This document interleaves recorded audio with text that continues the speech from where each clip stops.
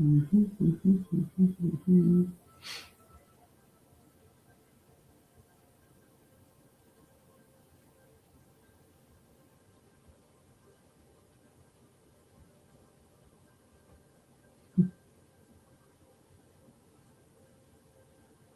don't know who I'm just sending it out.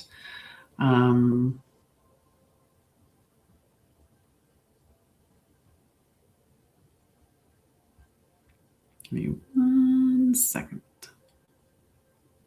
There, I think I've sent it to enough people. Hello, hello. How are you? How are you? All righty. I'm going to share on this one as well. I'm live on multiple channels, so I'm just going to share it out on this channel as well. And then we'll hang out. And I'm not going to send it to too many people. Hello. How are you? How are you? I know I saw you like, oh yeah. How are you? I love seeing your content come up.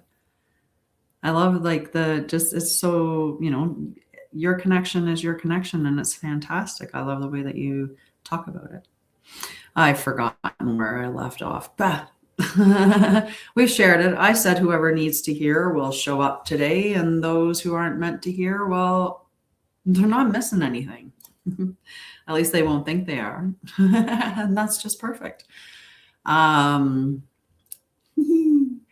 So today I am going to be talking about a couple of different things, but to start with, I like to do the energy check-in with the cards, and those cards would be my own personal Etherian Tarot. So when it comes to this, I know, me too. Last year was very quiet. I don't know how many people in the spiritual community had that experience. It was 222 on the time there. Last year, I shed so many people, and it was like being in a void. It was so quiet, and everything that I put out, there was very little response to it. And I think I was putting out some pretty nice things, and yet it was just going into groups that nobody wanted to go in. It was weird. And yeah, my lives were just, trickles of people, and I don't know. It's starting to change for sure. I can feel that energetically, and I think that many of us can. And when I talk to other content creators, many of them in the same level that we're in, and I think that it's more those of us who are true, those of us who are being honest. I think that we suffered the most last year, that we were really a bit more shadow banned. I think stuff like that. I don't know. All right. So when I'm going to do I need to breathe first. I need to get myself into a good space before I start shuffling the cards. Because I don't want my energy being anywhere but clear before I shuffle them, or else we're getting my energy in the reading, and we want it to be about the collective. So just let me just breathe for a minute. You can breathe with me too. Hi, Miranda. How are you, love? So I'm just slowing down my breath. I'm engaging my diaphragm.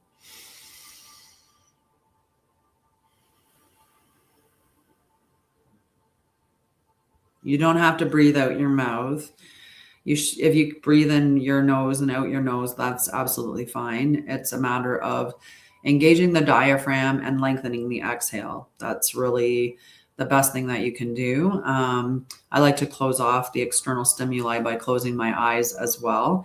And I like to put my hand on my heart, but that's my own personal thing. Probably because I trained in heart math, and that's heart focused breathing. And one of the things that I love to teach people is to do heart focused breathing. Yeah. Hi guys, how are you? I'm in a great mood today. Okay. Wait, I wasn't done. I got distracted because I explained my process, and then I was going to jump ahead. All right, I'm back to doing my breathing.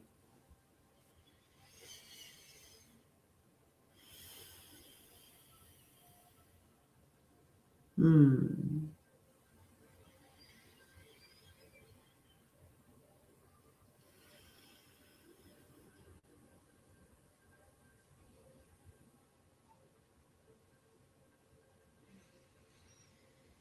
Hi, Myers. How are you, love?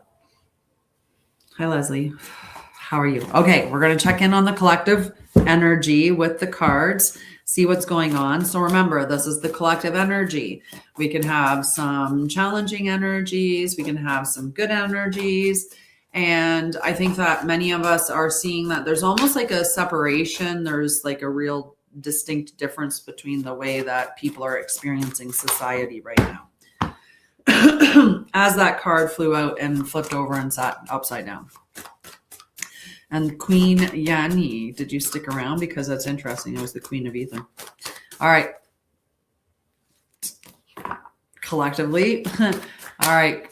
Oh, that really jammed right in there. Wow. All right. We're going to take them both, and we're going to take this one because it's sticking out just like that. All right. What else is happening for the collective? Can I get an energetic? Get some cards for that. Wow. The cards are very hoppy today. That one flew right off the thing. Hi, Myers. How are you? Hello. A couple more over there. All right. So this is, just remember when I'm doing this reading, it is the collective reading. Hello. Those cards really flew down. It's the collective read. Wow. You should see them. Oh my goodness. Okay. This is ridiculous. I'm calling it. There's so many cards.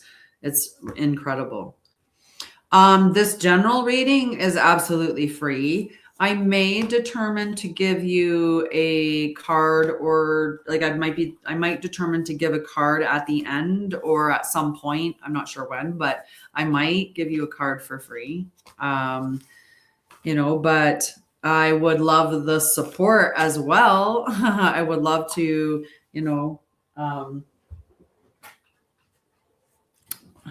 I show up here 3 times. I show up here trying to help, it's part of my company, right? So, that would be nice if there was some return.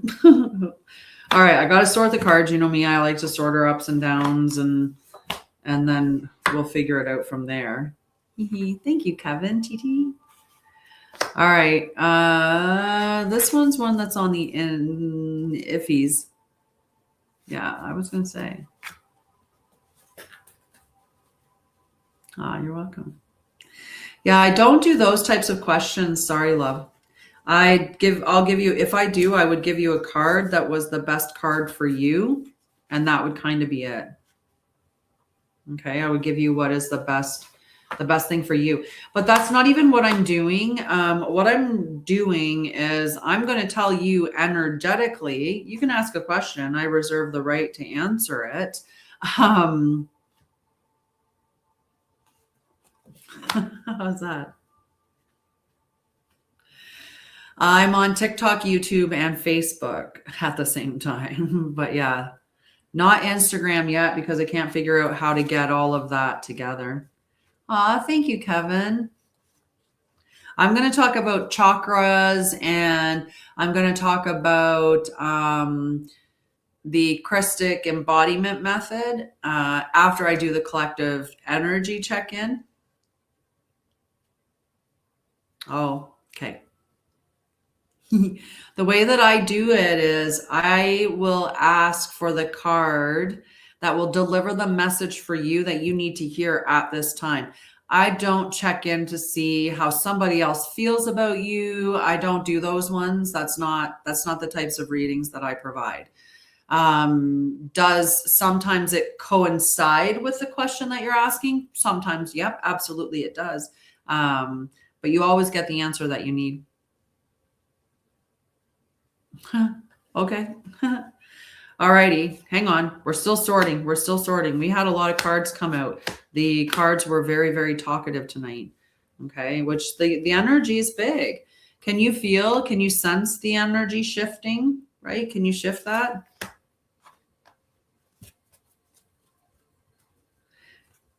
Yeah, I'll tell you if I feel like doing cards for people, for individuals, I'll let you know after I'm done the collective stuff. Um, but I mostly want to talk a little bit about more micristic and the chakras and all of that stuff and the nervous system and all of that good stuff, because that's really going to help you long term. Is it? Buenas noches. Pure Vida. Right? Massive trend. Exactly. It's glitching a lot. That's unfortunate. Is it glitching for,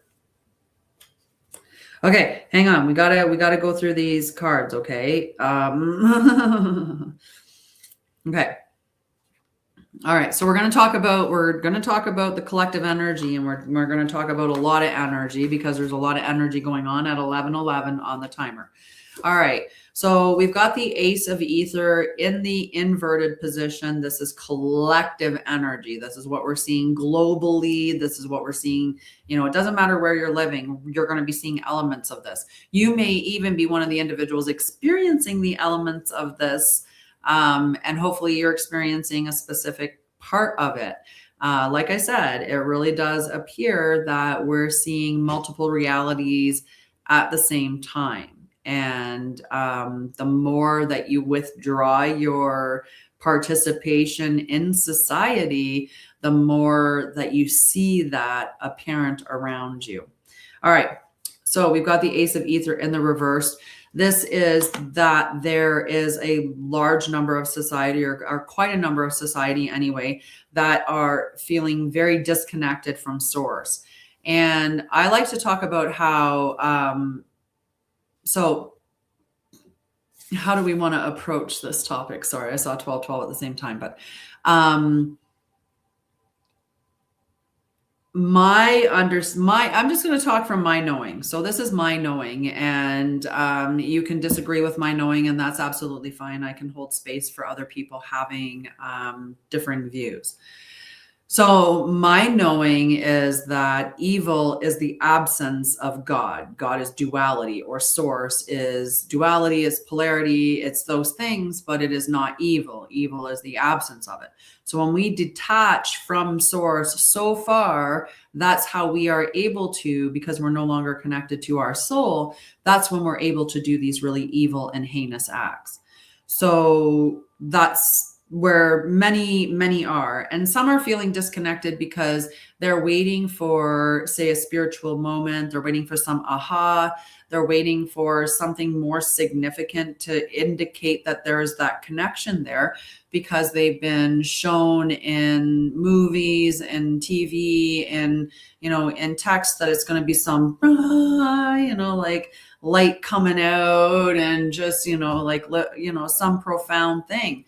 And the truth is, it's sometimes much more subtle and much more mundane, and that's why it's overlooked. So many people are detached from that. There's also a lot of creative blocks. There's many people that are resisting their transformation. They're resisting the growth that needs to occur. And we see that the more that you resist the growth that you need to have, the more that we're seeing people losing their minds a little bit, or being very reactionary. And the stuff that we're seeing is evidence of people not allowing themselves to evolve in the way that they're supposed to. And for many of us, we have a part of this, which is the lack of that, or we doubt our divine power. We've lost that connection because we weren't taught it. Many of us didn't have parents that had spiritual bone in their body. My mom often would mention, just randomly, that she was Protestant, and I didn't even know what that meant. When I was a child, I took myself to church. I took myself to Sunday school, but that's because I thought that I was a bad child and that I needed to go and get saving. Right. Exactly. Many layers. So that loss of that connection, that loss of information, right, is how we ended up detaching from our truth and who and what we are, and the way that we're meant to truly live, to honor ourselves as spiritual beings. So that detachment is there. It's very valid. It's very real. It's, you know, it's how we were unfortunately made to be. All right. Let's stick with the ether. I need a sip of tea. Okay, so we have the Queen of Ether in the shadow as well. And the Queen of Ether, when she's in the reverse, this is being overwhelmed by spiritual downloads. So for some of us in society, of course, we're experiencing this. The Schumann resonance, the amount of solar flares, we are getting downloads like crazy, and that can be overwhelming. So the one thing to remember with that is to come back into your nervous system, to come back to the soothing practices, right? What you learn to help you through your healing journey is the stuff that's still going to help you on your ascension journey. You know, going to your breath work, going to mindfulness, all of that. Many people are struggling with energetic boundaries. We seem to go through the phases of, you know, we're wounded and then we become the healed wounded, and then or the wounded healer. Right. I did that phase where right after I did my healing journey, I was like, oh my God, I'm going to save everybody. I'm going to heal everybody. Even though I knew that it's you that does the work, I still thought, oh my gosh, I'm going to help everybody. I'm going to help all my friends, and I'm going to help all my family, and I'm just going to heal the world. Right. And that's the wounded healer taking that responsibility on, or, you know, not having those solid boundaries. Right. And it takes that growth going through and saying, wait a second. My role here is mom. My role here is daughter. My role here is healer. My role here is friend. And so you keep them in their specific spots.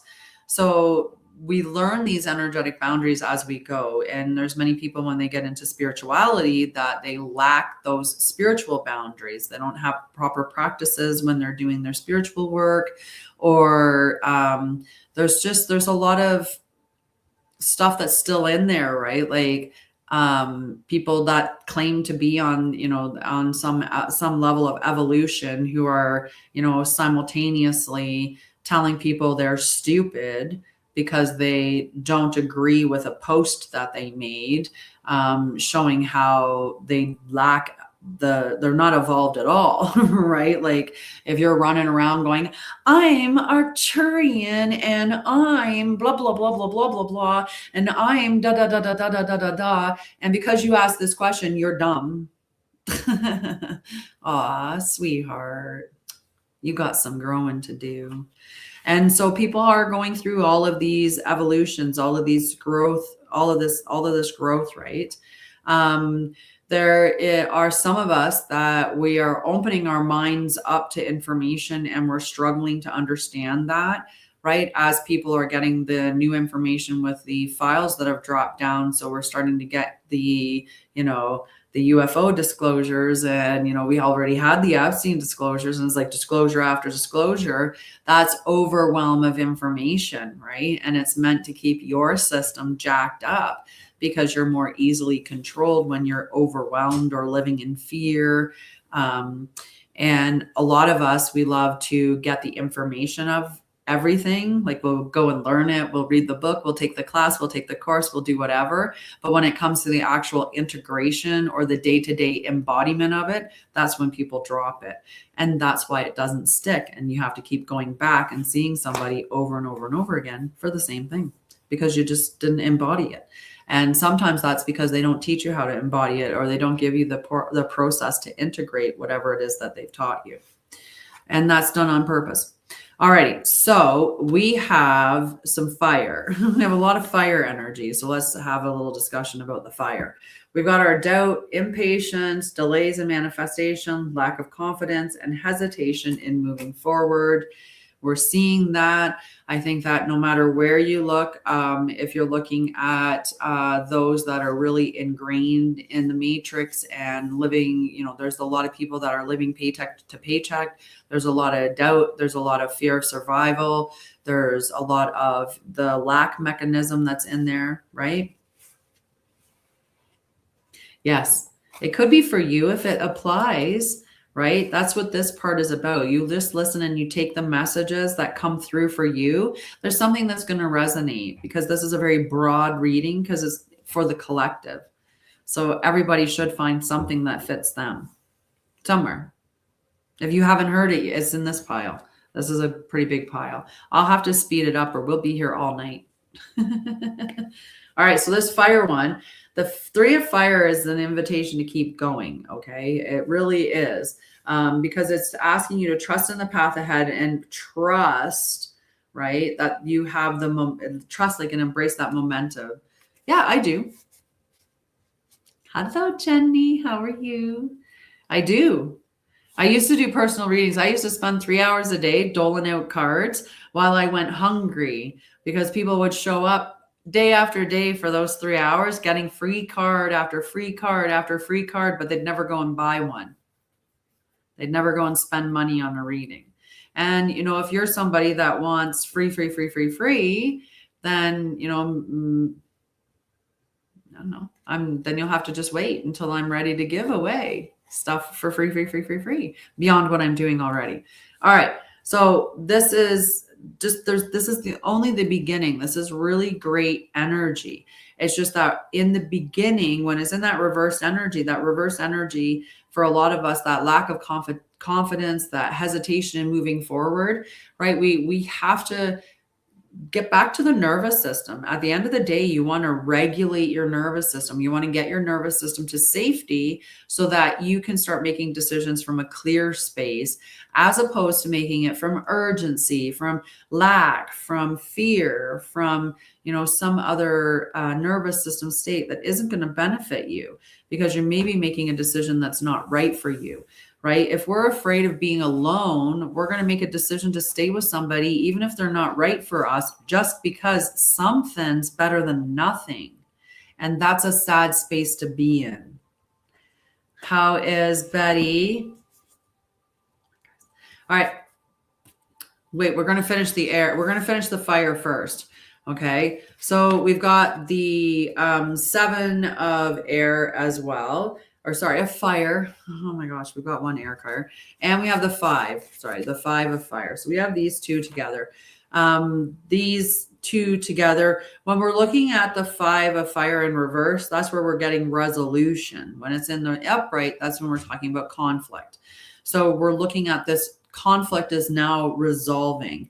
And this may have been the result of a compromise. So we're going to be seeing that along the way. Some of us maybe are experiencing that within the dynamic of our relationships. And this maybe was because we had taken a step back from things. We detached our energy a bit more. Or maybe we were doing the work. We were actually sitting with our energy, and in our energy, we did our breath work, and we sat with ourselves, and we got right with ourselves, and we found clarity in the chaos, right? We're sitting there and we're like, wow, all out there is all chaos, but right here, it's just peaceful. And maybe you're that individual that you found that clarity within the chaos. I know I have. So the 7 is that defiant energy. It's that resilience. We need that energy to push us through. For some of us, we are holding our position. Some of us are asserting ourselves. And some of us are finally implementing boundaries, which is something we should have done a long time ago. But we had to learn and get to that point.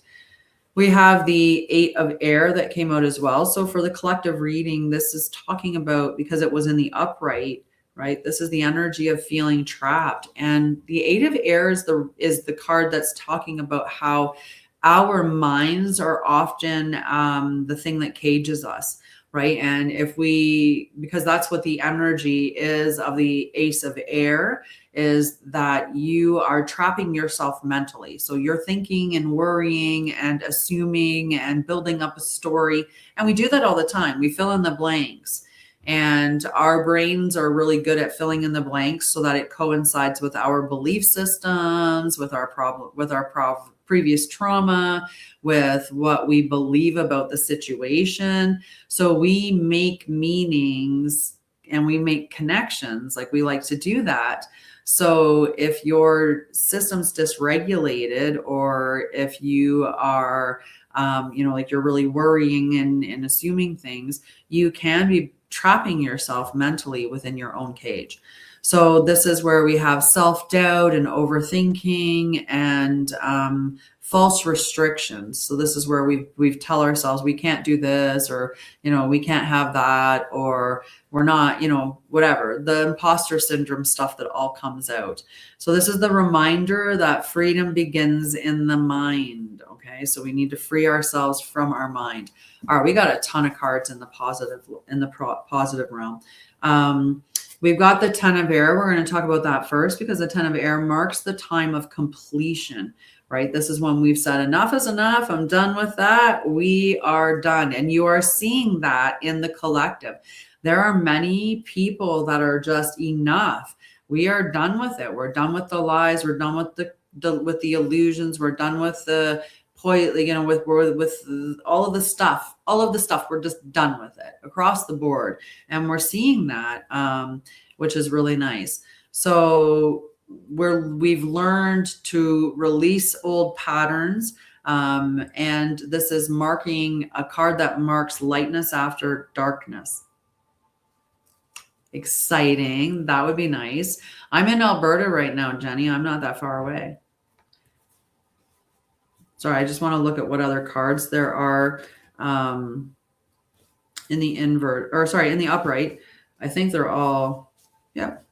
All right. We're going to talk about the other 10 before we move on. And when we have the 10 of fire, this is that overworking energy. Oh, I'm sorry. That overworking energy, it's the, it can be exhaustion, right? And I see that with a lot of people where they just feel like there's not enough time, or they feel like, they're working harder and harder and harder to make ends meet. They're doing everything that they're doing, right? It's just, it's tiring. It's exhausting. So there is a need here to delegate. There is, there's a need for someone whoever's aligning with this particular card, for them to rest, to do work with your nervous system, because it's at its limit. And that's when we make really rash decisions that maybe aren't aligned for us. Okay, we've got the 4 of water. The 4 of water was in the upright position. If I could pick it up off the table, that would be awesome. The 4 of water is in the upright position. So this is where we have that emotional reflection, maybe that withdrawal where we turned within. And that's what we need to do on that awakening journey. We need to go within. I'm going to leave all of the major arcana till last. All right, let's do water, and then we'll do ether. So we've got the 10 of water. We actually had 3 10s in this reading, but the 10 of water is divine love. It's emotional fulfillment. It is harmonious relationships. And we're moving into that. The more that you align yourself with your truth, the more that you're going to align with other people who are aligned with their truth. The more that we start to awaken and understand that we are masculine and feminine energy, and we learn to love both of those energies and live within them simultaneously, moving back and forth, right, as needed. The more that we get to that point, then we create that state of trinity within ourselves. And then we can be in trinity with somebody else. And that's how we find that beautiful sacred union. Okay, we got the Knight of Water. This is talking about romantic partnerships. And, we are in that time of year when romance seems to kick up, right? Coming into June and those times. So this is like deep emotions. These can be invitations. It can be the opportunity, or you just following your heart, right? And this can be like really creative passion. And that's great energy. The night, we just have to be careful of being swept away with romance, and not being immature with it. That's the one thing about the night, is he can sometimes rush a little too quickly. So we just have to put the brakes on a little bit. All right. We also have the 4 of ether. This is another card that speaks about reflection, but now instead of reflecting emotionally, reflecting spiritually. Okay. So when we're reflecting spiritually, this is like a divine pause. This is the opportunity for us to recalibrate energetically. We're taking time to integrate things spiritually, and we're allowing for divine timing, which is what we need to be sitting in, is in that space of divine timing. Okay. The state of just knowing. Then you have the Seven of Ether, and the Seven of Ether in the upright is cosmic wisdom, it's divine guidance, it's standing in at a pivotal choice, and many of us are in that, where we are challenged to remain where we are in our comfort zone, where we are maybe connected to people who are aligned with the old us, or stepping out into that space that's more aligned with who we are spiritually and leaving those old connections behind. And that can be a moment that's a bit scary. But this is when we align with our soul mission. And the Seven of Ether is also talking about that pause, just taking that beautiful and having patience before you take action. And when you're in that space where you can have patience before taking action, then you know that you're going to be making moves from a stable place. You're going to be making decisions that are clear, and that's more powerful than anything. All right, I'll major arcana now, but I need a sip of tea before I continue on with these 4 cards. There we go.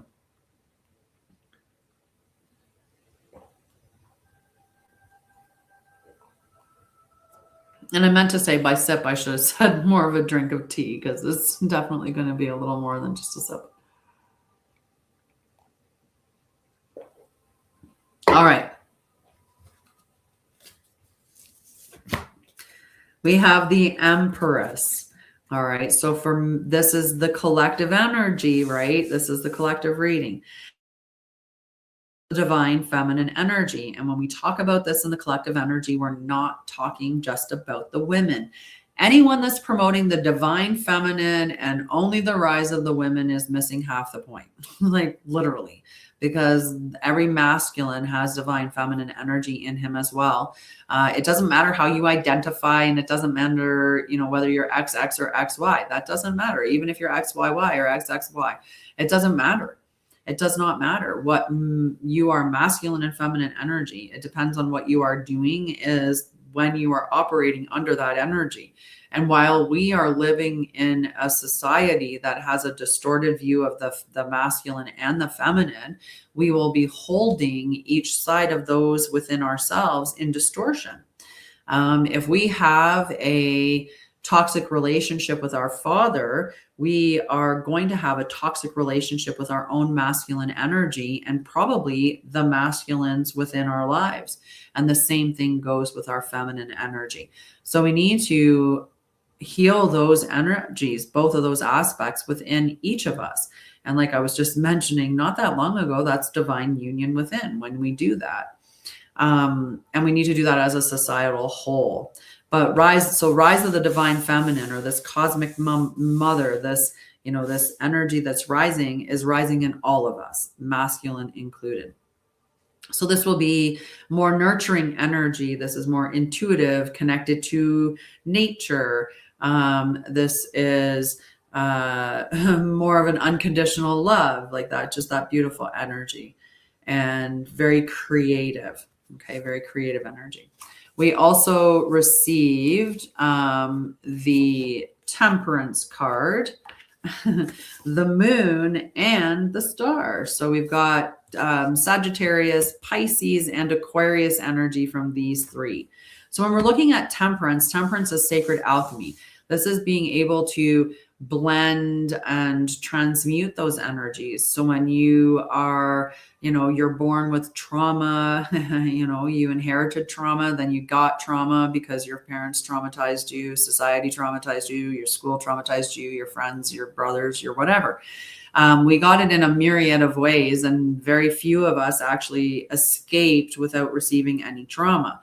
We may be lying to ourselves and saying that we didn't, but that transmutation of that energy, and whether it's our own individual trauma or collective trauma.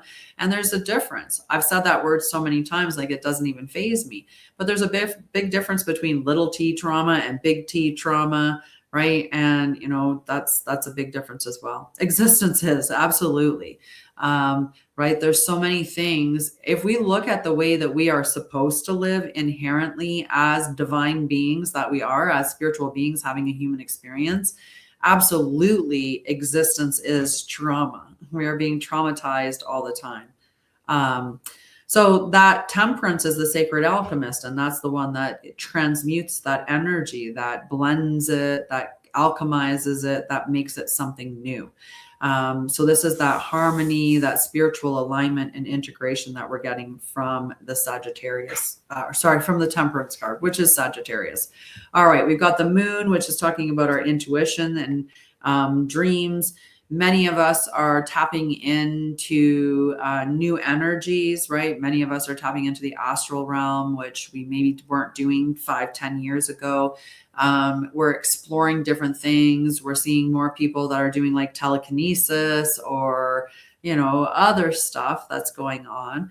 And the rise of these abilities is partly because people are practicing, and partly because the more that we awaken, the more that the earth awakens, and the higher that her vibration resonates, the lower that the veil is. So the easier that we are, easier time that we are having, especially the higher that you're vibrating, that you're having interacting with these new things, like the spectrum in which you're seeing broadens, as an example. And so these are the things that we're seeing. We're starting to receive more messages from the subconscious, and working with more unseen influences. There's more spiritual insights that we're receiving, and that's all the energy that the moon is bringing for us. And then we've got our star, and I left that for last. So the star is this beautiful, you wish upon a star, and, there's a lot of us, we've been, hoping and hoping and hoping, and this is just telling us that it is here. There is divine guidance, there's spiritual awakening, there's alignment with higher self. This is a card that really represents that authenticity, that innovation. It is the humanitarian of the astrological space when we're looking at Aquarius, right? That's the energy that it brings. So this card representing it carries that energy as well. There's beautiful creative energy, and it's about really having that wish upon a star. It's coming, it's here. And so that's the energy that we're starting to see, and people are. It seems like, there's a real shift lately energetically, that something's changing and something's happening, and that we're going to start, I don't know, something's coming. I can feel it. Maybe you have to join one of my groups, and I'll talk about it more there, because then I'm not speaking about it publicly. And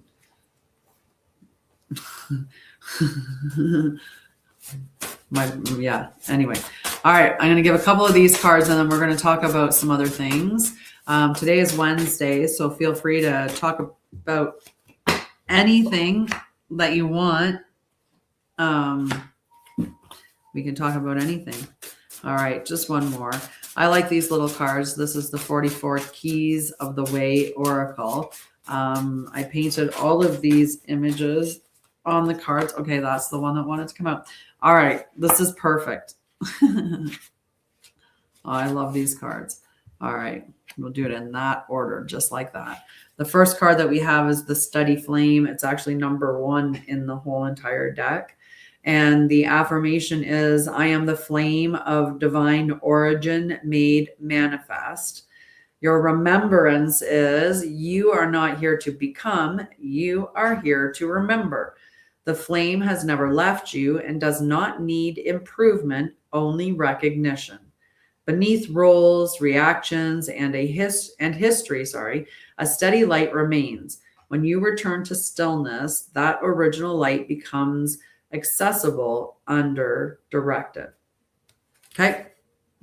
You are that flame. Like, you don't have to become something new. You just have to stop being all the things that you never were, which were all handed to you and given to you by somebody else that was handed and given something from somebody else, right? One of the questions that I asked today, I got like a bunch of responses, and some of them went to the whole, like, basically, you're just dumb for asking that question. And, it's just the whole, like, allowing you to have the experience of, like, just, so tell me why you disagree with what I said. But people like to just defer to, either insults or, someone failed science or something, whatever they want to do, rather than say, well, why do you believe that? I don't want to know why somebody told you that. I don't want to know why why I want to know why you believe that, why you know that in your bones to be the reason why. Like, how can you explain it from yourself, not go grab it from AI, not go get it from some, physics textbook. I want you to tell me how you know that. That's what I want. That's what I was challenging people. So put your hand on your heart and you inhale for 4 and exhale for 6 breaths. And then whisper, I return to the flame that made me, and sit still for 60 seconds in silence. I really have a dry throat.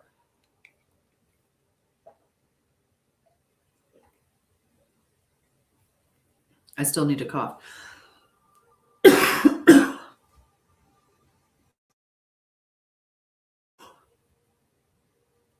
I got a really good tickle. I almost waited too long. Oh my gosh. The second card is the quiet mind. And the quiet mind, its affirmation is, I allow my mind to rest in silence. Remembrance. Silence is not absence, it is access. When input reduces, insight increases.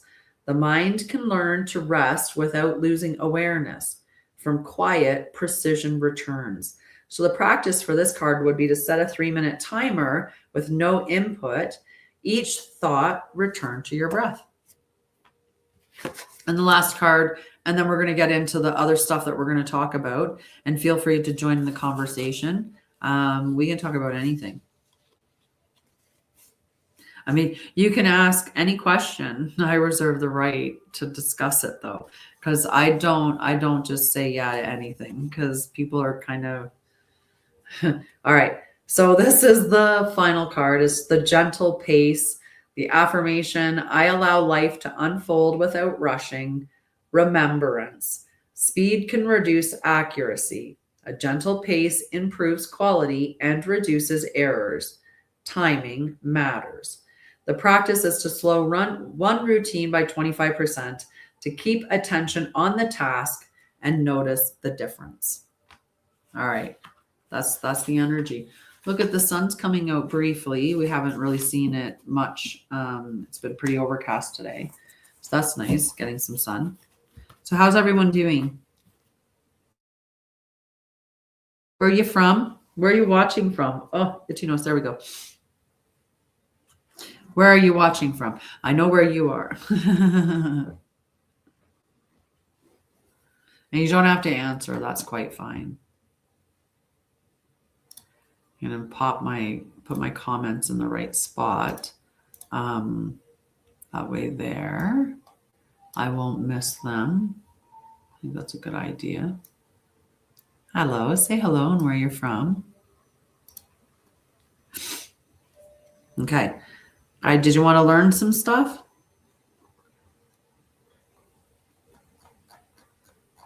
What did you think about learning? I like to learn. I really do. And I love to teach.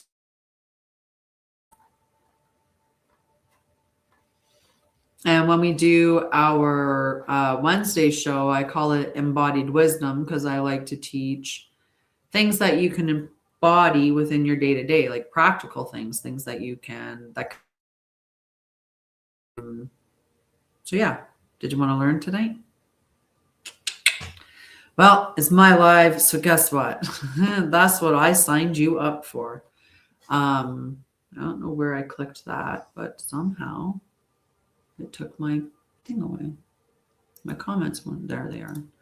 Anyway, it moved my comments. That's all right. We got him back. All righty. So let's talk about I've been telling people briefly in a couple of the episodes, and before I actually get into the teaching thing, I just wanted to briefly remind everybody it's 50% off all services until Friday. So that's any tarot, astrology, or trauma and nervous system support sessions. So those three sessions. So at my website at Anshara'El, there are 3 membership groups. One's free, and then the other 2 are paid membership groups, and they're both the same price. But anyway, they're paid membership groups. And the stuff that I'm going to talk about tonight, I go into varying levels of depth within each of those membership groups each day. So they get to learn this a little bit more in depth.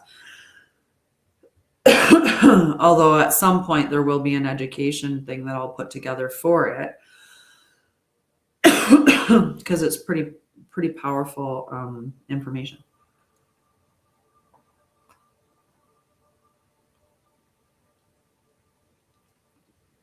That tickle was really not wanting to leave that part of my throat. Wow. Okay.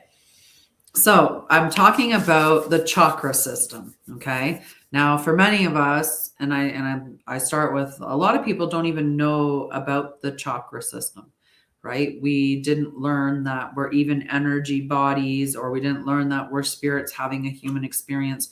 We didn't learn about any of these things. We just learned that we were a brain that was operating a body, and that was pretty much it. Like, that was, and some of us learned more than that, and some of us had spiritual gifts when we were children. Some of us shut those down very early on because our parents shut them down. There's lots of things that went on, lots of traumas that we experienced, especially when we look at religious traumas and so on and so forth. So anyway, many of us didn't learn this. And then there are some of us that have begun to learn, and we've opened ourselves up to the chakra system as being 7 energy centers within your body that run up your spinal column. And, you start with the one on the root at the bottom of your spine, and you go up to the sacral, to the solar plexus, to the heart, to the throat, to the third eye, to the crown. And then some of us have gone beyond that. We understand that there's chakras above and below. And some of us have gone, understand that there's chakras in our hands and in our fingers, and that there's the higher heart chakra, and so on and so forth. But when you look at us as energetic beings, there are 7 energetic bodies. And when you look at the chakra system across those energetic bodies, you soon find out that we actually have, throughout our entire energy field, we have 50 gates. Cool. Yeah, I played with Ouija boards when I was younger too. I wouldn't do it again. But that's just me. Like, I just don't play with that kind of stuff anymore. So, with this chakra system, it's 50 gates across energy. So 50 gates of the physical. Across the emotional layer. It's just the way that you activate or utilize or regulate them changes based on the energetic layer that you're in. The way that they're worked with, it deepens as you expand through the energy layers. And when you get to the final layer, it's only partially expressed with 30. So I tie that into a lot of the stuff that I do, whether it's within my trauma program, or it's within my balanced self group, or the embodied leadership group. Either one of them, I tie this information into that because it relates to your nerve, relates to all of these things. And I like my trauma, my metaphysical, and combine it together. And so that's what I'm talking about with the Christic embodiment method. And today we're going to talk about regulation, overwhelm, and returning to the body, because a lot of people are experiencing overload right now, in some capacity, right? And this is not weakness in any way. It's not a failure in any way. We are just experiencing too much input, too much stimulation, too much pressure, too much attention being pulled in all these different directions. And it's done on purpose or by design, right? When I look at the four reasons why your chakras get out of alignment, one is the disconnection from natural cycles and natural alignment. Like, so we're disconnected from nature. Not all of us, but there's quite a few of us that are. And again, that's done by design. That's why they want us in smaller and smaller spaces, like 15-minute cities, right? That's by design, because it's to disconnect us from nature. But we're also disconnected because the calendar is not right. We don't follow the sun and the moon like we should. Like, we're supposed to be following the planets. We're supposed to be following the cycles of the earth and the celestial bodies, but we don't get taught that. We get taught a calendar that's out of alignment, that's not even on the right time frame, right? And that's just like, and then the other things like our nervous system being dysregulated all the time, that's done on purpose too, because that also keeps our chakras out of alignment. It does a lot to us to have that. Our identity is fragmented as well. So, and that's again done on purpose. So all of these different things are reasons why our chakras are out of alignment. So this is, again, it's done by design. And when we're looking at too much input, many of us, it's constant. I live a very quiet life, in the sense that I'm the loudest thing in my life. I'm not somebody that has to have music on all the time. I don't watch TV every night. I do not, I like quiet, I like going outside and listening to the birds. I'd rather listen to nature than anything else. And, take me and go down by a babbling brook. Let's go by the ocean and listen to the waves. Let's go, I don't know. There's so many things, right? Like, that I would rather listen to, or interact with. But we are overstimulated. And I remember when I was working in nursing, and, especially when I was working in occupational health, I used to wear an over the head ear set. And I wore that because it would block out a lot of the noise, and that would help to limit the input that I was receiving, because it's just too much stimulation. And we do have a lot of pressure coming at us from all different directions.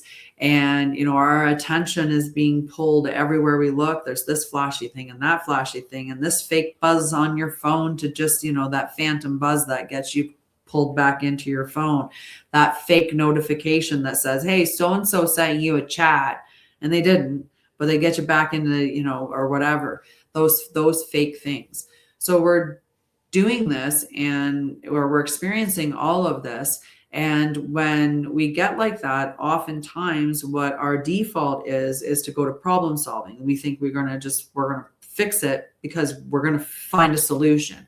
We're going to fix our way out of, why we've got all this pressure. I'll just solve it somehow. I'll figure it out. But the problem is that you don't get to that state of clarity until you fix the safety issue that's going on in your body. And when you're in that state where you're getting too much input, too much stimulation, too much pressure, too much attention being fragmented everywhere, when you're dealing with all of that stuff, you're not able to get to that clarity, and you're clearly not in a safe space. Your body's determining these things as threats. So what you have to do is get yourself back to that space of safety before your mind can then operate from a clear space. Okay? Help. So we're going to slow down things tonight. We're going to go back into the body, and we're going to talk about what regulation actually is, and not from like this spiritual guru space. It's not from that at all. This is from a wellness perspective, right? This is like real embodiment, Okay, we're going to do this the right way. We're going to do this the right way. We're going to do it. We're going to actually learn the right stuff. All right. So I was one of those people, I used to think that I was pretty freaking broken. And I was not broken. I was just overloaded. I burned out and I broke down. That's what I used to say, but it was ended up being more of a breakthrough. And it wasn't necessarily like, it wasn't because there was something wrong with me. It's because I was go, go, go, do. I have to be. I was operating underneath the same things that everybody else in society is, which is that you have to do all of these things. You have to reach all of these goals. You have to take on all of these responsibilities. You have to whatever. And meanwhile, you're overloaded with like trauma. So you have no idea how to manage your emotions. And, that's how many of us are running around out there. But right now, there can come a time where you think that every time that you're experiencing a difficult time, that there's something wrong with you, like that you're just not able to handle it, or you're just weak, or whatever. But it's just that your nervous system is overloaded.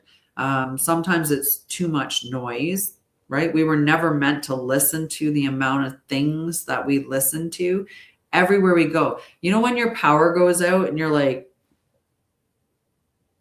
wow, is it ever quiet? That's when you realize how loud things are just in general, right? Is the moment your power goes out and you realize how much noise is in your house that you're not even aware of, right? And that's for me. And I don't, like I said, I'm not sitting here with my radio or TV and stuff running in the background. We are too much screen time, right? Like how many of us are constantly on devices for one reason or another.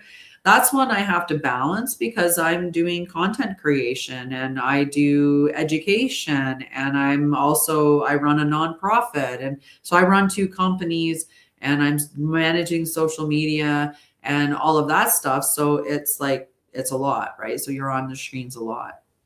Hey, Adbar, how are you? God is good to everyone. And sometimes we have too much emotional input, and that's because we're not clear with our own emotional boundaries. So we're taking on the energies of other people, and we're not realizing that. Sometimes it's the emotional input because, like you're watching dramas on TV, and next thing you know, you're crying over something that you're watching, or you're getting all, startled, or provoking your empathy because of this thing going on over here and that thing going on over here. And you got to be afraid of that. Like the emotional stuff that's going on in the world right now is overwhelming. There's a lot of urgency, right? Especially when we're operating under lack, and there's this faked idea that there's that things are running out. We don't have enough space. We don't have enough fuel. We don't have enough food. We don't have enough whatever. It's all lies, but it keeps you in a state of urgency because you're operating from that space of lack. And for some of us, we are in a space of lack because we don't have the money to be able to afford the things that are a necessity, because unfortunately, the predator class that is operating things is unfortunately making things unreasonably expensive for the ones at the very bottom of the social scale. So there's more of us that are going to be in negative situations. We just have to come together and bypass that space. Like we just have to help each other. All right. So, and there's all this pressure to perform. I don't know how many people are like, they just like, it's just this go, go, go, do.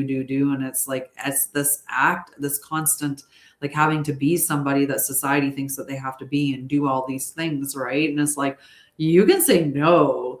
You do not have to do all those things. You can say no, like at any time. So what ends up happening when you're dealing with all of this is that eventually your body's compensating for everything. And you'll notice that your breathing is shallow and your jaw is tense and your shoulders are tight. And maybe you can't really focus all that well. and maybe you're starting to get emotionally reactive, starting to bite off your coworkers' heads a little bit, or maybe you're saving it for your partner at home, or you're just getting at your child once in a while, right? Maybe you're feeling exhausted, but you can't actually rest. You don't really feel rested even after you do. Maybe you're scrolling, but you're not actually absorbing anything. You're watching TV and you have to keep backing it up because you're like, what was that?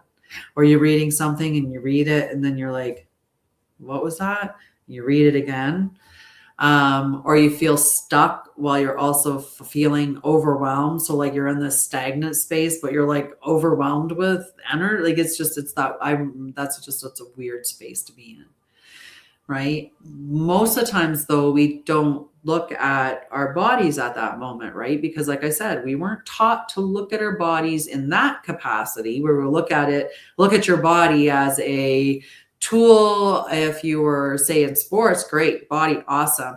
Body, maybe look at your body in the sense of being fit, looking good, like things like that. But we weren't taught to look at our body as a system of response, like that is telling us all of this information. And if we connect to our body and we listen to it, it is a very honest and aligned machine for us, like with the information that it's giving us. So, but because we've been taught to think that the brain is running the show and that it's responsible for everything, we keep letting our brain do the running. And so it just gets out there and it's like, okay, so we're going to consume more information. We're going to watch more podcasts, more videos, more techniques. Eventually we'll figure it out, right? It's, like that, you just keep consuming more.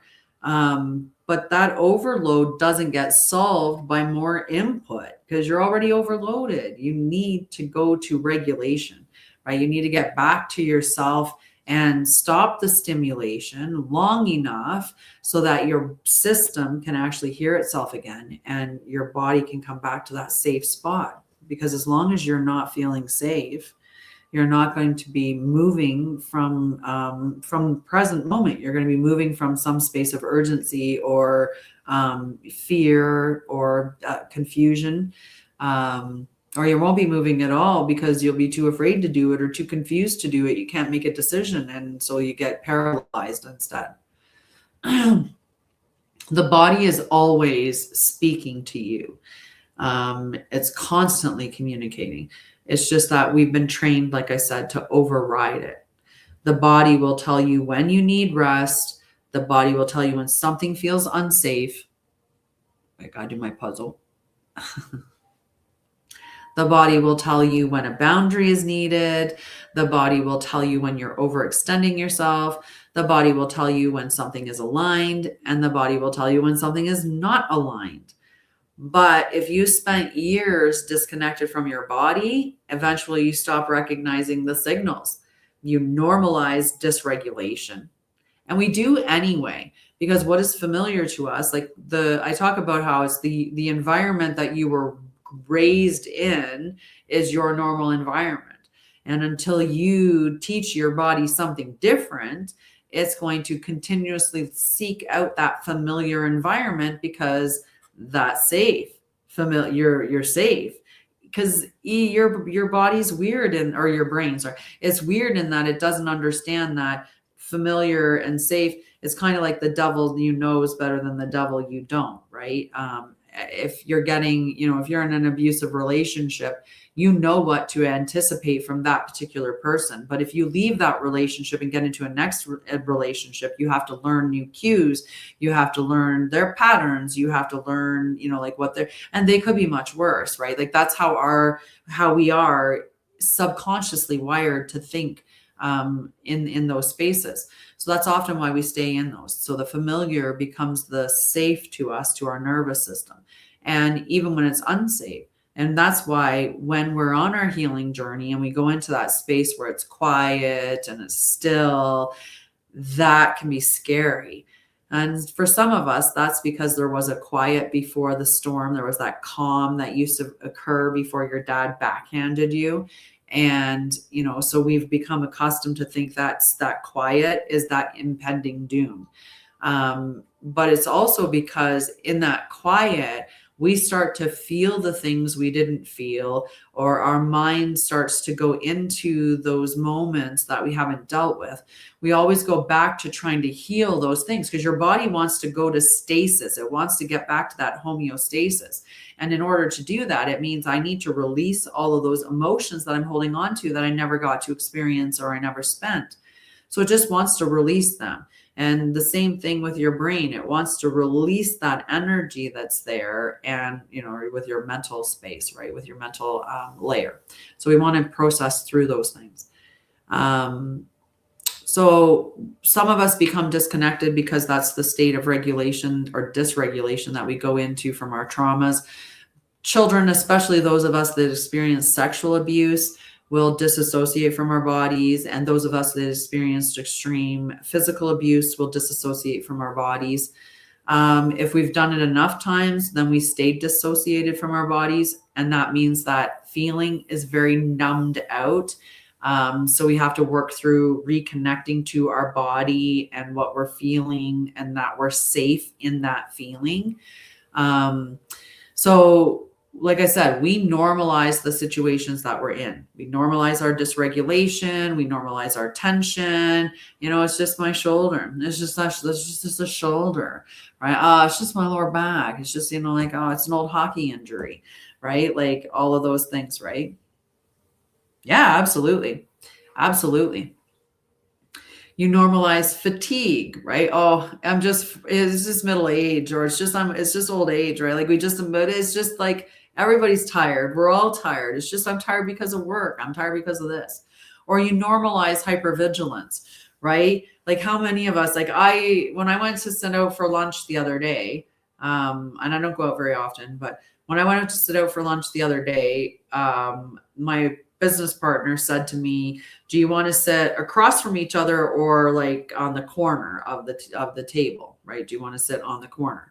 And I was like, well, we can sit on the corner, and that way both of us basically can see the restaurant. So we both don't have neither one of us has to have our back to it.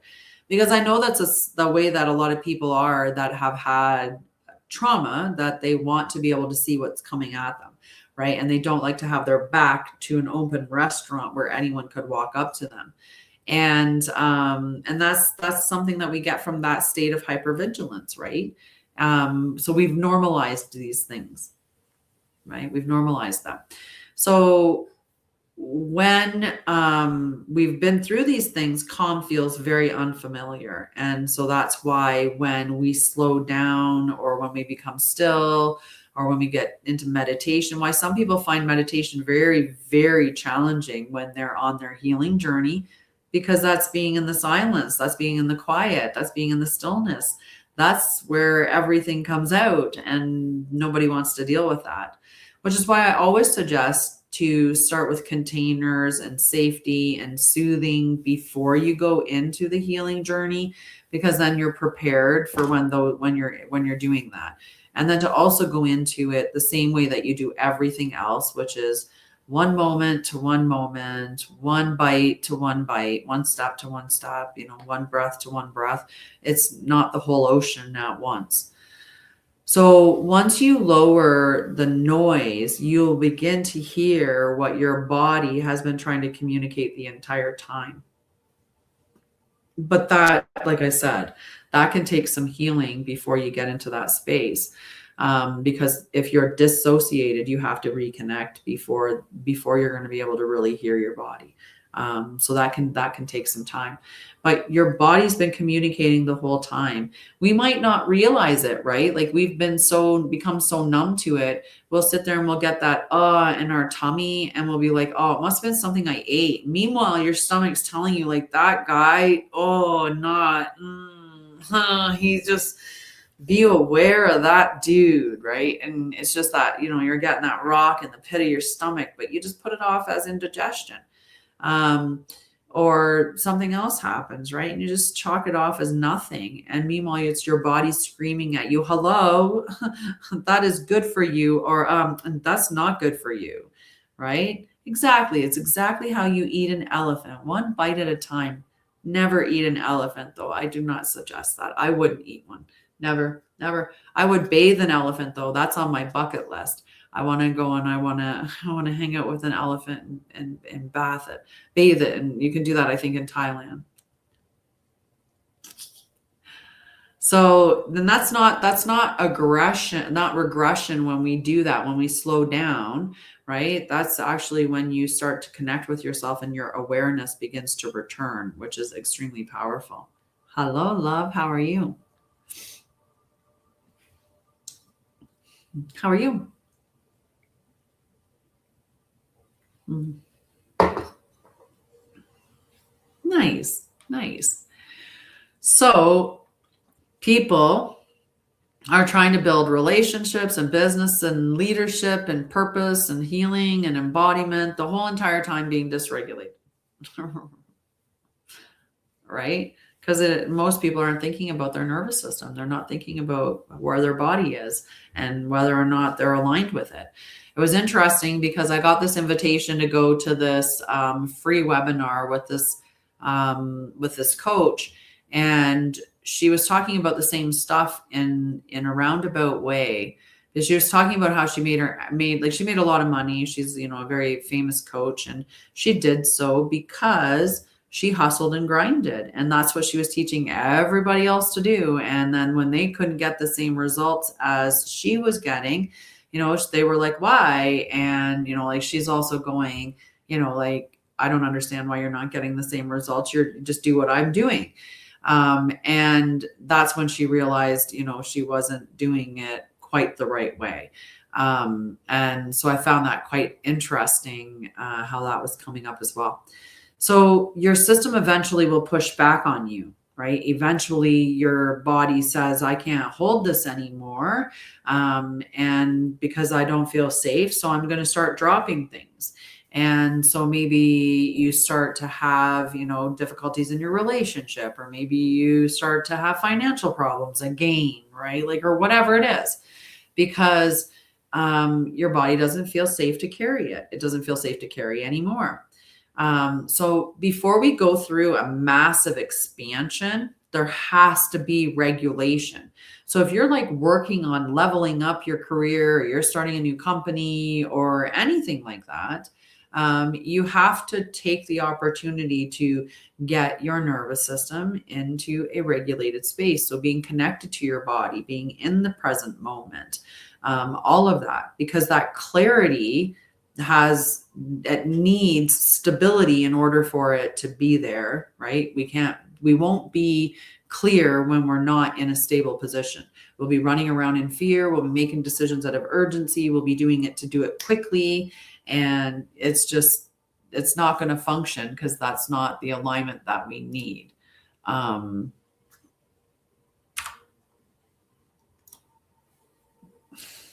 checking. I'm actually logging in. I saw you sent a picture. Aw, hello, baby. So sweet. Pretty girl. I hopped off it too. I went on and off, just quick, because that can be very distracting. So before you can go into leadership, there has to be embodiment. And that's why we've seen this fall of the guru culture. Oh, no. I was good. I was in and out like that. Right? Because many of the people that are in the spotlight, that are way up there, that are very influential, that have lots and lots of following, and we can talk about Deepak, but when we're looking at those individuals, many of them are there not because they are embodying what they're selling.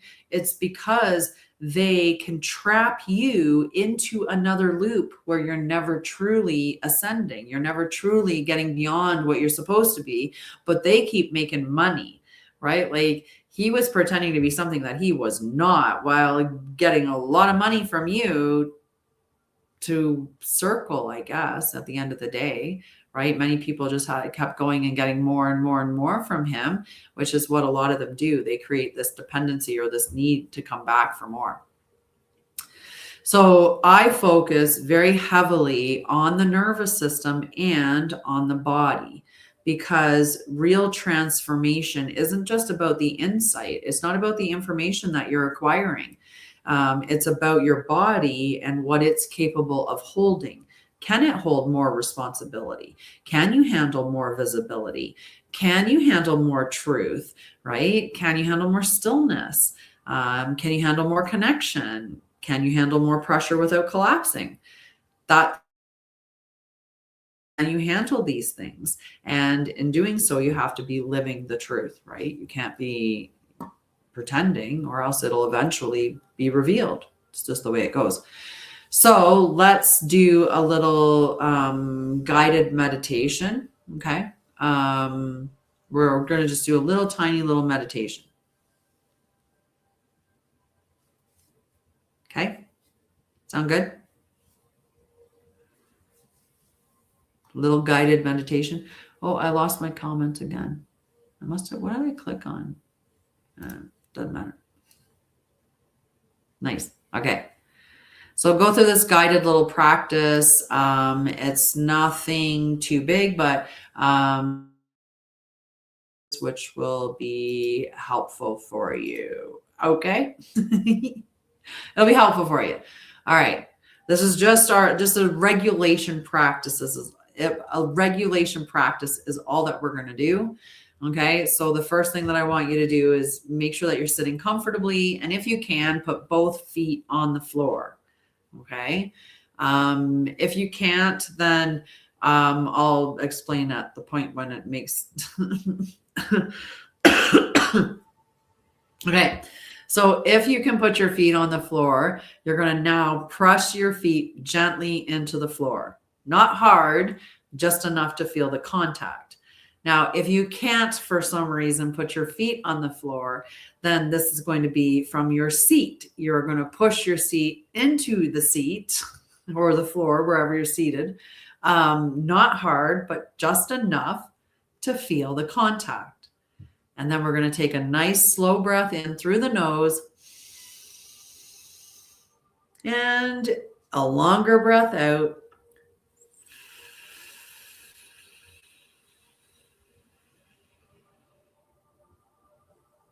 And because that felt good, we're going to do it again.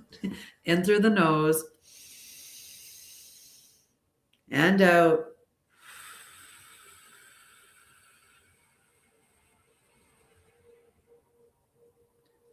Three times for good measure. In through the nose. Longer breath out.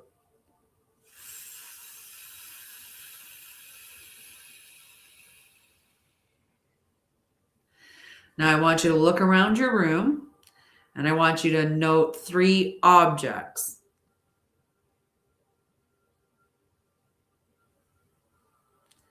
Okay. Now I want you to look at 3 colors. Okay. And I want you to look at 3 points of stability in the room. Okay.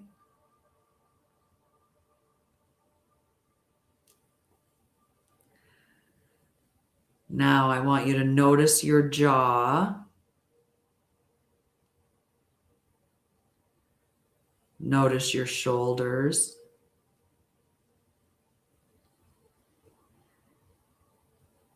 Notice whether your breath changed.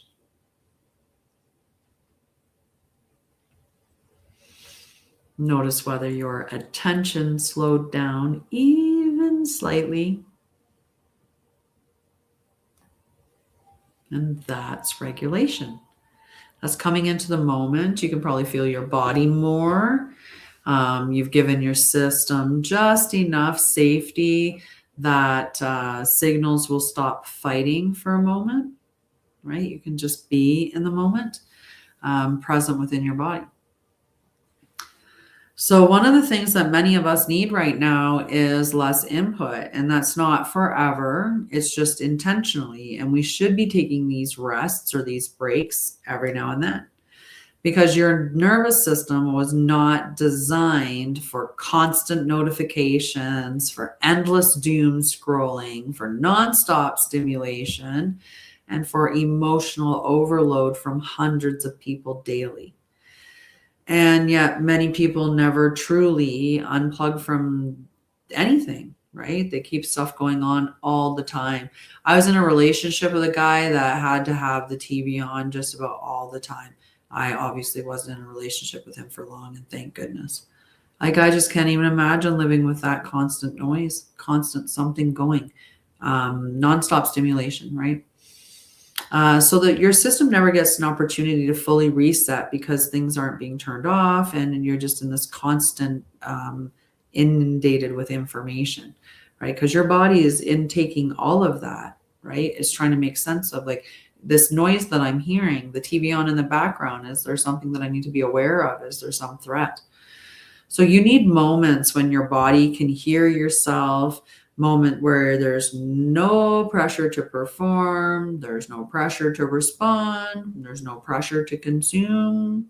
It's just present, just being in the moment, just being in your body, being relaxed, being true, right? Because that's where the truth is.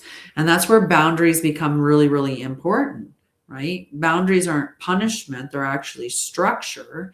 And your body needs that structure in order to feel safe.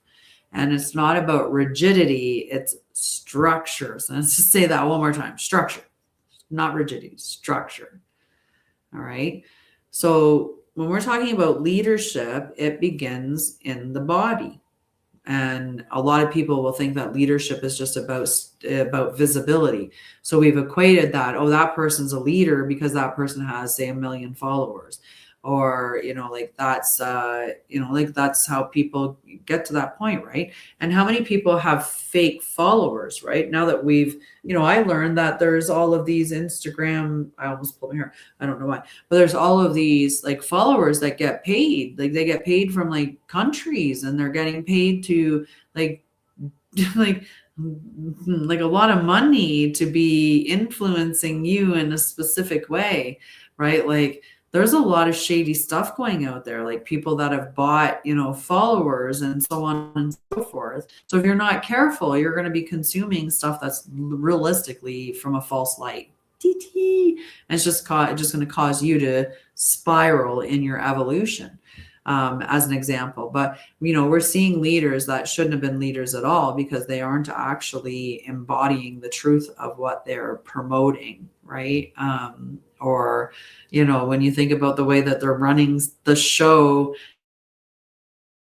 they don't know how they couldn't operate a paper bag, like if their lunch was in it, like, like.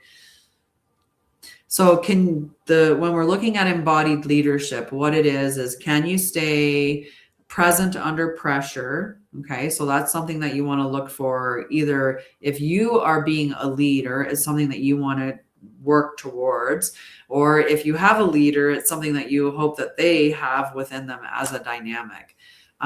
For you, can you stay connected to your body while speaking? Can you remain regulated while making decisions? And can you maintain clarity when emotions rise?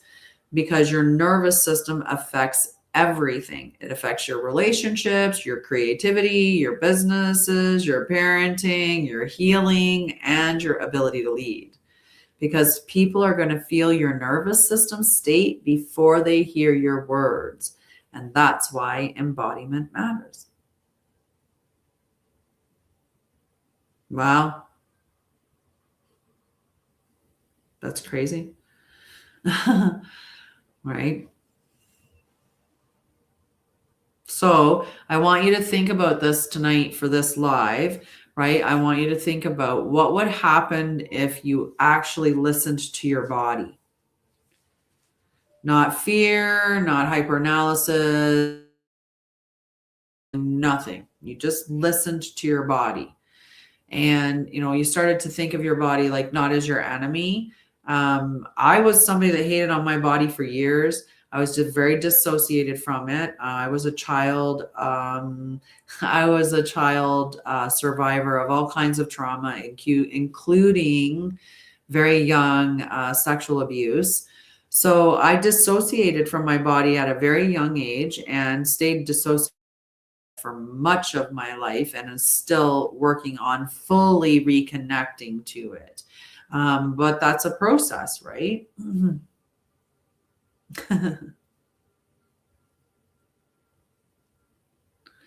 Right? So you need your body enemy, okay? And you're not failing, trying to function without regulation, without rest, without stillness, without boundaries, or without safety. So imagine trying to do all of those things without functioning with enough of those. Like, those are pretty significant parts of, living a healthy life, or being, connected to the present and making good, clear decisions. So remember, put your feet on the ground. Make sure that your exhale is longer. Reduce the input that you're taking in.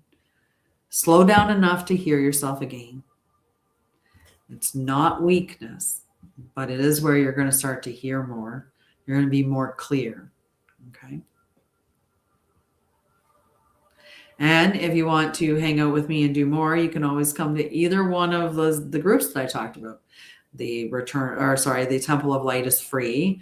Embodied Leadership Circle, we go into real depth with it. The Balanced Self Sanctuary, you look at the more practical aspects of the Christic Embodiment method. In Return to Center, it's a 10-day experience where there are about 30 minutes in each session, and it's to help you return to center. Each of the practices are actually really short. Each of the practices probably between 3 and 5 minutes, maybe. Like, I think the longest practice probably is 5 minutes. But, in teaching or giving the information or explaining, the why and the what of the practice, and then giving the practice and going over the bonus, each session is still less than 30 minutes. I think the longest one is 22 and a half minutes at this point, or something like that. So those sessions, there's 10 of them, and you get a PDF that includes bonus sessions for each of the days. And that just helps you. They're just little practices. Like I said, there'll be little practices like we did today, where it's, to put your hand on your chest, to return to the set to you, to slow down your breathing, lengthen the exhale, and stuff like that. So that's available at the website as well. You can go check that out. But again, all services are on sale, 50% off. So that's all readings, whether tarot or astrology, as well as the trauma and nervous system support session that I have. And that's an hour session with me to talk about what you are dealing with your trauma. And I'll help you in I can't even explain the session because I don't know what you're going to come to me with. So it would be depending on what you showed up with me with. But it would have some nervous system regulation. I might give you some somatic practices. But anyway, I will help you with it in the session, depending on what you're bringing with me. It's really hard to speculate on a session without could have faked a session, pretended a session.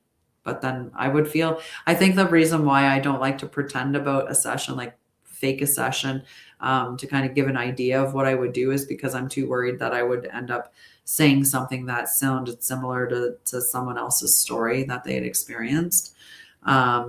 But I do know that my friend here, Hazel Kitten, she has experienced what it's like to work with me, and I'm pretty sure that she was happy with the work that we did. I mean, she's still here after all this time. After all this time.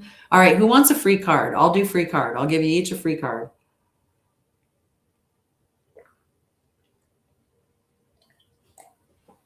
With my Christic Embodiment method, I'm making cards for that as well. So there'll be 50 in the deck because there's 50 gates, except for the last one will only have 30, although it might have some bonus cards in it because it would be the final deck. But it'll talk about each of the gates and how they are expressed across each of the energetic layers, the energetic bodies. There we go. All right, I have to pick these up. You don't get them all.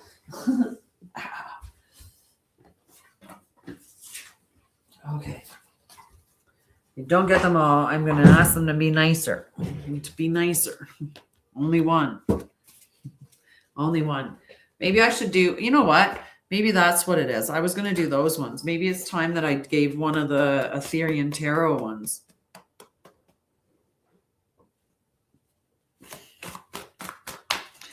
All right.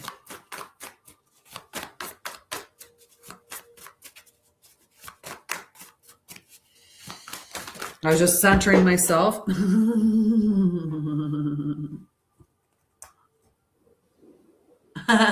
It's going to be coming eventually. I just have to figure out exactly where to print it. Like, I just have to look into all of that. I'm thinking about starting a Kickstarter campaign, but I need to print the deck professionally the first time before I can go into the Kickstarter, because I have to be able to show what the deck will actually, what the deck would look like.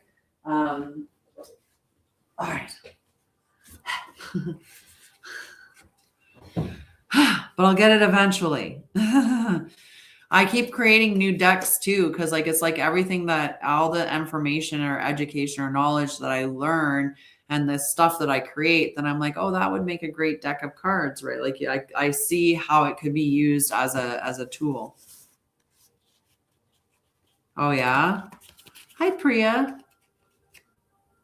Okay, you got the 3 of ether. So this is divine teamwork, ascended co-creation, manifestation through higher realms, conscious expansion, alignment with universal forces.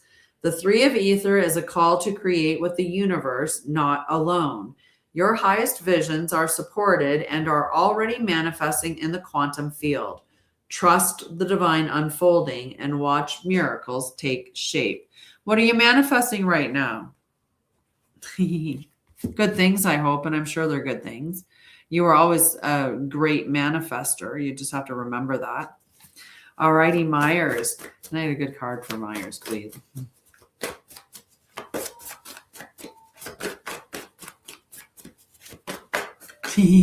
Perfect.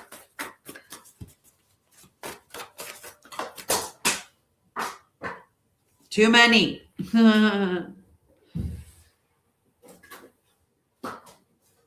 Way too many. Way too many. Like the stack. Like a whole bunch, Meyer. Too many. I'm also like way far away from the desk for some reason. I kept pushing my chair back. All right.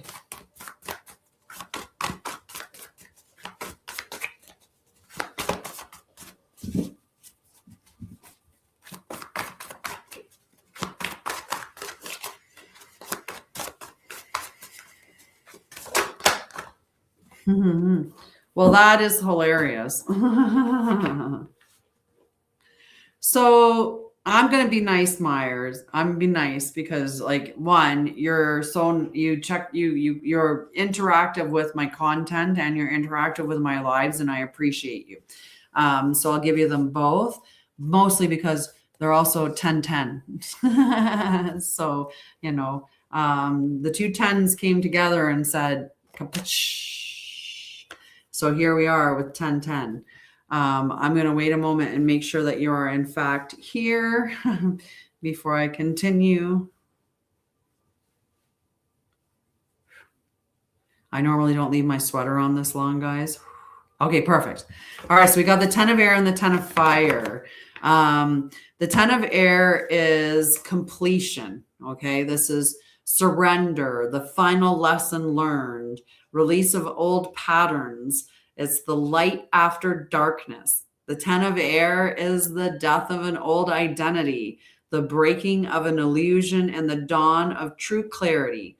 This is not an end it is a rebirth. Surrender to the divine flow and trust that the light ahead is guiding you home.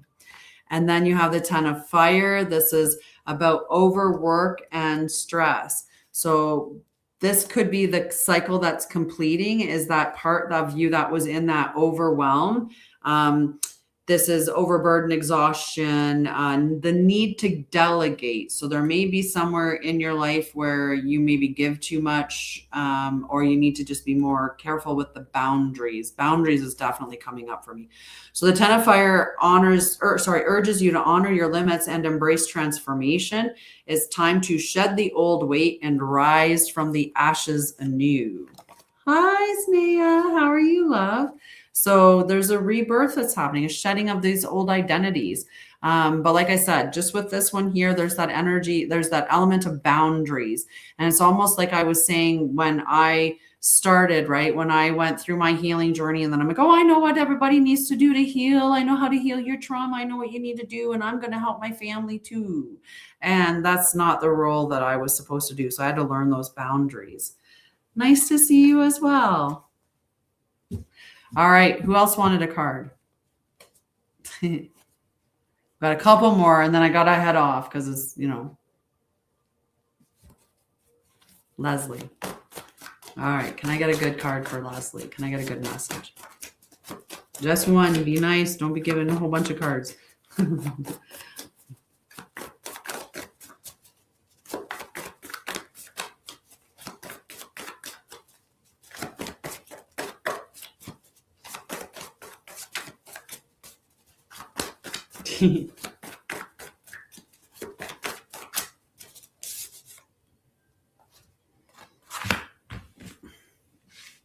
It's in the stars. Oh, you're welcome. You're welcome. Leslie, these two cards jammed together, and I did the same thing. I'm going to do that for you that I did for Myers. So I'm going to give you the both of them. They're very bright, lovely cards too. And what age of water. So it's really cool that you got 1010 and you got water, like the two water cards that are just celebrated by the 10, the one that's missing. The 9 of water is the wishes fulfilled card. And like this, all of this is just beautiful energy together. They're just about celebration, like celebrating the journey that how far you've come, what you've been through, acknowledging what you've been through, acknowledging how far you've come, acknowledging the things that you've overcame, right? Like that's a very powerful thing to do. And that 9 of water really is, like I said, it's that emotional bliss, it's wish fulfilled, it's contentment, it's that beautiful energy. And it usually means abundance too. It's not just exclusive to emotions. And then the page of water, that's where we have that emotional openness and newness, and where like the intuitive messages are flowing in. There's this playful energy, and this just really, creative inspiration that comes along. So this is just a soft energy that asks us to trust. And when we sit in that trust and embrace the joy, when we return to that, that's when things really start to flow to us with so much more ease, right? The heart always leads you to the most beautiful discoveries when you listen to the heart and follow it. Okay? That's the message. That's a message for you, Leslie. All right. Anyone else for a card?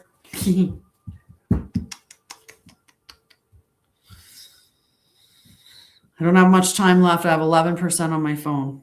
You're welcome. Love's the way, apparently. It truly is. Mm-hmm.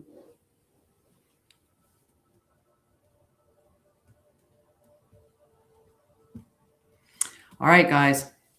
I think I'm going to call it then. And I'm going to head off, and I don't know what I'm going to do, but probably relax a little bit before it's like night time. It's 9:00 p.m., right? It's later for some of you guys. You're all the way in Ontario, so you're at 11. Ooh, you're ready for bed indeed. I know, right? It's bedtime. Night, night. All right, you guys have a great night. I'm back here on Saturday at 10 a.m. Mountain or noon Eastern. We'll do the energy check-in, and then we're going to do return to center and the global meditation. Later, Tater. I like that one. Later, Gator. I could say like tomater. Love you, sweetheart. Yeah, so Saturday, and what I mean by return to center is that I like to check in with everybody and how they're experiencing what they're dealing with. And I do incorporate that within the meditation so that I help you guys return to center with whatever you're experiencing. And then we also do the global meditation, which is on peace, unity, love, and truth.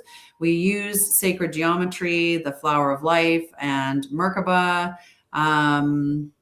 And I don't know, I might introduce other things going forward, but that's what we start off with.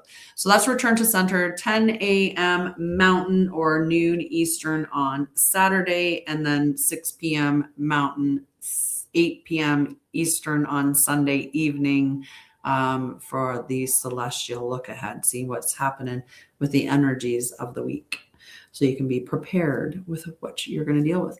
And of course, we check in on the energies of the collective as well and hang out and have a rather good time. That's what I think anyway. All right. You guys have fun. I will see you guys on Saturday if you do choose to join me. Mwah. Love you guys. Have a great night. Later, taters.